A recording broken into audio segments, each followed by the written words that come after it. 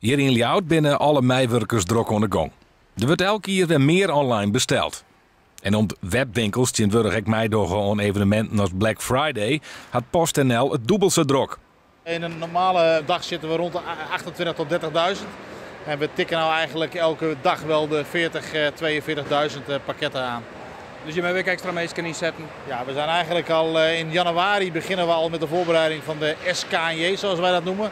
De Sinterklaas, Kerst- en Nieuwjaarsdrukte. We hebben landelijk extra mensen ingezet. 3 sorteercentra extra. Dit hier is PostNL daarom begonnen met een campagne. Om klanten weten te laten dat pakjes net altijd op tijd komen. We lopen hand in hand ook met de webwinkels om een goede planning af te geven. Om de volumes zo gespreid mogelijk in ons netwerk te krijgen.